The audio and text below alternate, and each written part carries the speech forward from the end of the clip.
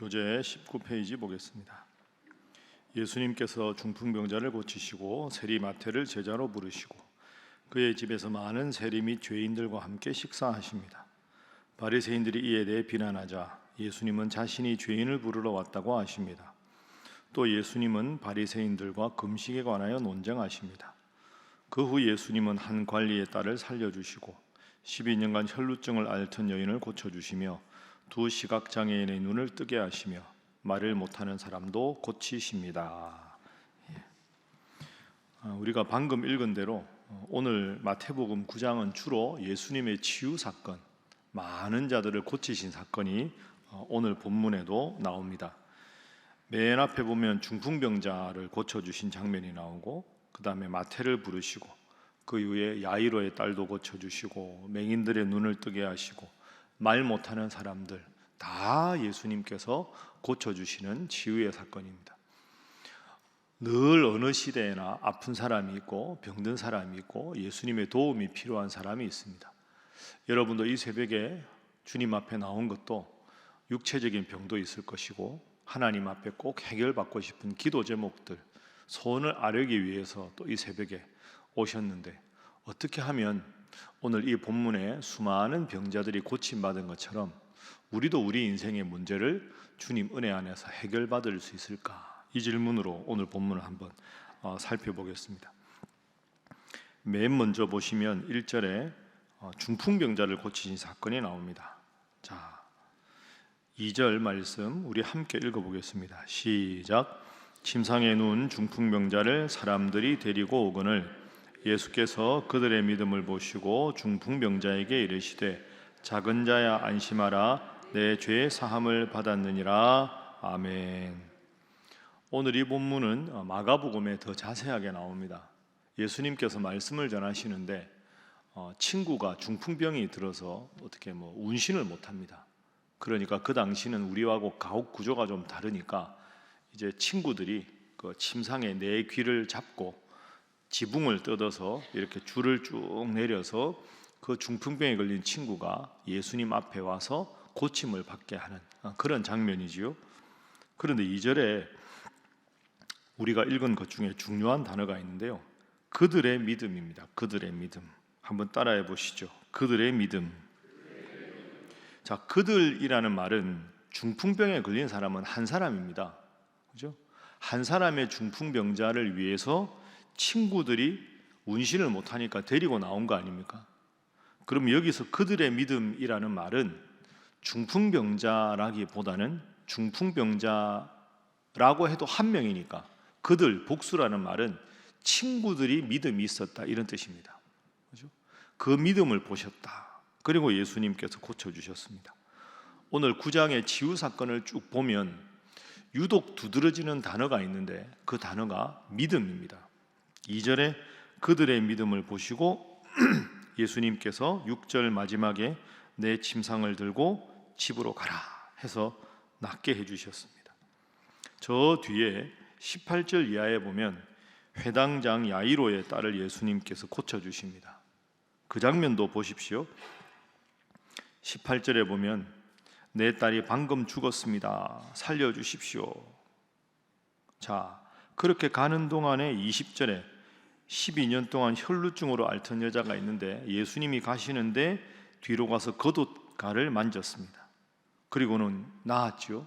그때 22절 예수님 하신 말씀이 있습니다. 22절 함께 읽습니다. 시작. 예수께서 돌이켜 그를 보시며 이르시되 딸아 안심하라 내 믿음이 너를 구원하였다 하시니 여자가 그 즉시 구원을 받으니라. 아멘. 여기도 믿음입니다. 내 믿음. 그죠? 그러니까 2절에도 믿음을 보시고 낫게 하셨다. 22절에도 너의 믿음이 너를 구원한다. 그리고 맹인들의 눈을 뜨게 하시는 게 27절부터 나오는데 두 맹인이 따라오지요. 고쳐주십시오, 불쌍히 여겨주십시오 하니까 29절에 예수님께서 그들의 눈을 만지시며 말씀하십니다. 너희 믿음대로 되라. 그래서 오늘 9장은 예수님의 치유가 일어났는데 예수님의 치유가 일어날 때 예수님께서 귀하게 보신 것은 그들의 믿음이었다. 내가 예수님께 가면 나을 것 같아. 예수님 옷가에라도 만지면 나을 것 같아.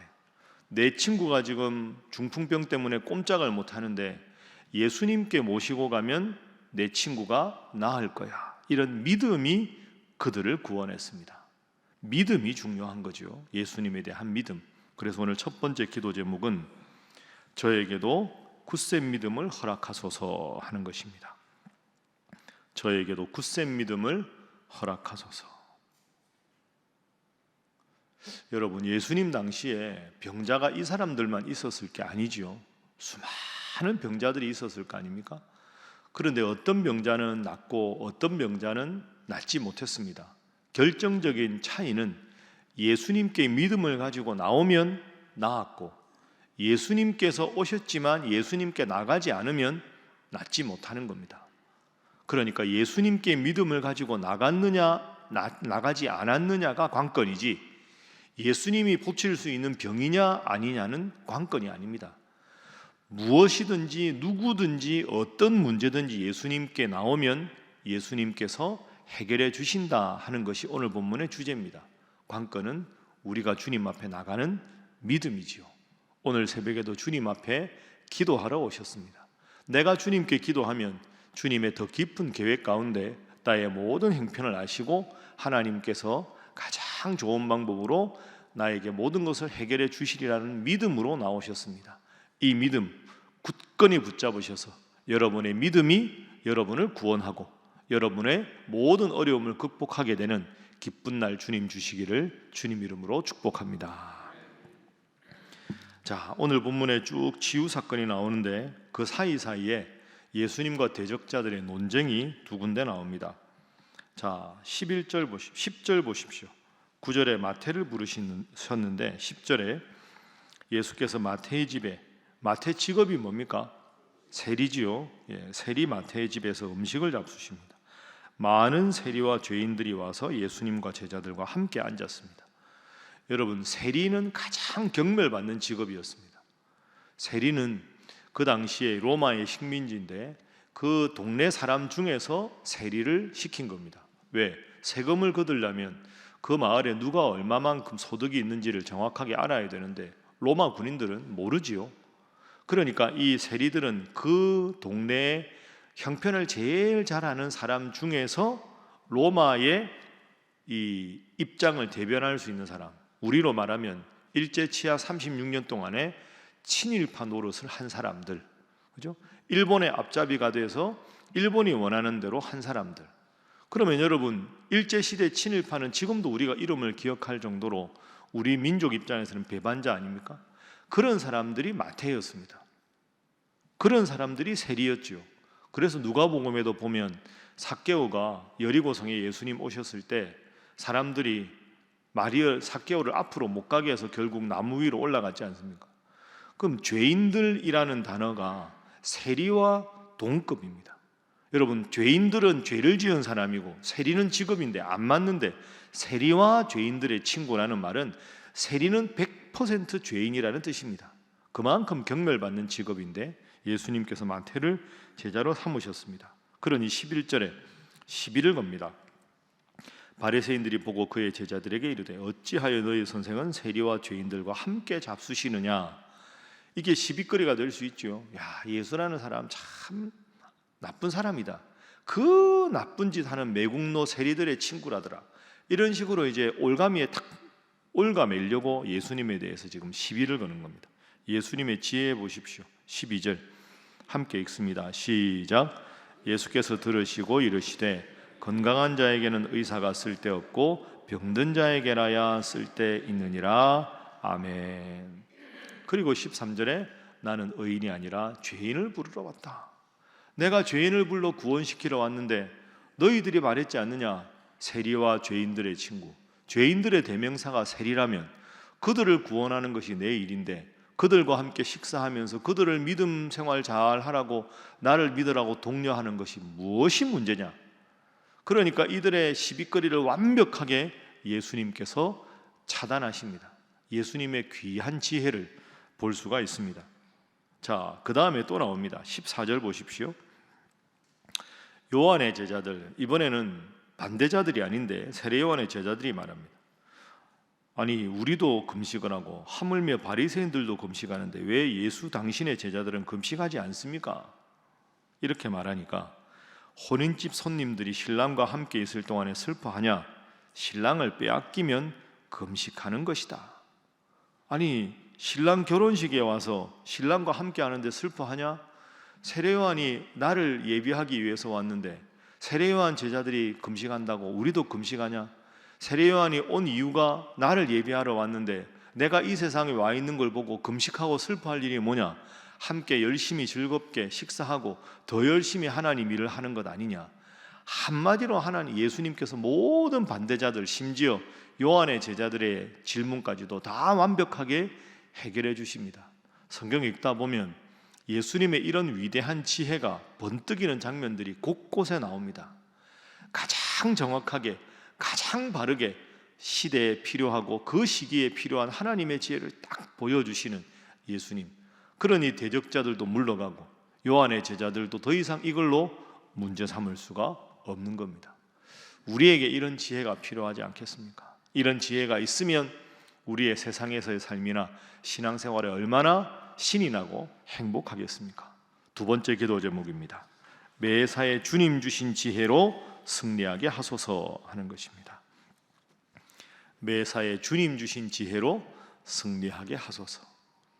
문제가 될 만한 상황도 기도에서 주님께서 딱 주신 지혜로 문제가 확대되지 않고 시비거리가 다 사라지고, 참 이런 예수님의 지혜가 우리에게 있어야 하지 않겠습니까?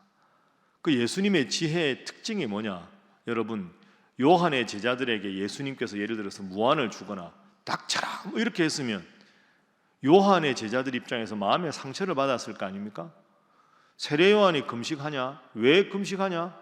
나는 금식 안 해. 세례 요한 그 사람은 별 볼 일 없는 사람이야. 이렇게 말했다면 세례 요한의 마음이 편했겠습니까? 예를 들어서 들었다고 해도 제자들의 마음이. 그러니까 예수님은 지금 말씀하시는데 누구도 상처 주지 않고 모두를 배려하면서도 가장 정확한 대답을 하십니다. 이게 지혜지요. 우리는 때로 내 입장을 드러내기 위해서 다른 사람을 무안을 주거나 나무라거나 자존심에 상처를 입히고 나를 돋보이게 하는데, 예수님은 하나님 편에 서 있고 정확하게 말씀하시지만 한마디로 모든 일을 정리하시지만 누구도 상처 주지 않고 배려하시는 예수님. 이런 지혜가 저와 여러분에게 있기를 주님 이름으로 축복합니다.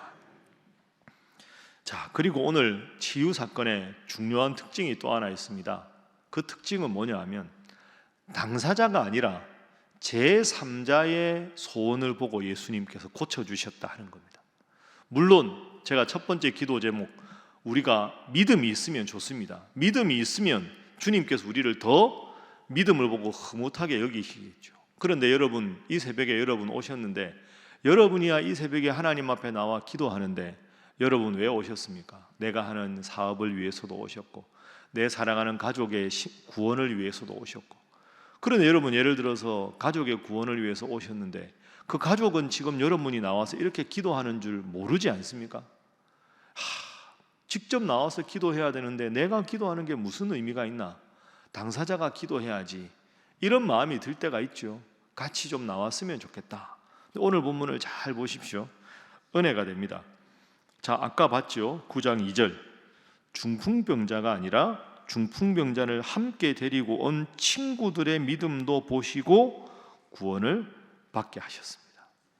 그죠? 친구들의 귀한 모습을 보고 중풍병자를 고쳐주신 예수님. 그리고 18절 보십시오.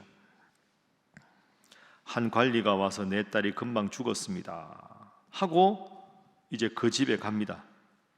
그래서 24절에 보면 죽은 딸아이를 살려주십니다. 그렇죠? 이게 회당장 야이로의 딸 달리다곰 해서 낫게 하신 장면 아닙니까? 근데 여러분 오늘 본문 말씀 보시면 아버지가 딸을 위해서 왔습니다. 이 딸은 죽어갑니다. 의식이 없습니다. 그리고 실제로 예수님 도착하시기 전에 이미 죽었습니다.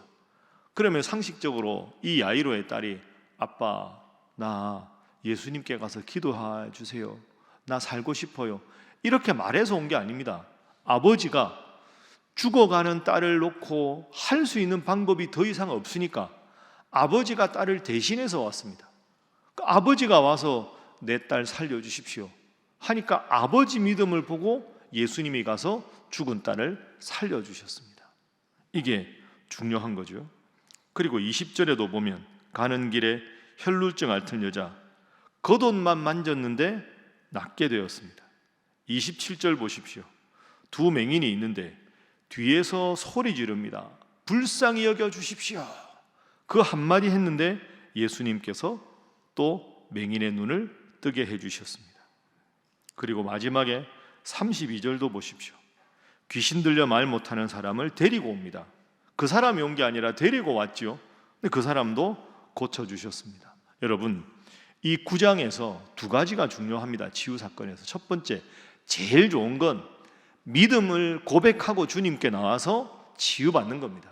그러나 그랬을 때만 예수님이 치유해 주신 게 아니라 친구들이 안쓰러워서 친구들이 데리고 와도 구원해 주시고, 아버지가 딸을 안쓰럽게 여겨서 아버지가 나왔는데도 딸을 살려주시고, 뒤로 슬며시 돌아가서 겉옷만 만졌는데도 예수님께서 낫게 하셨습니다.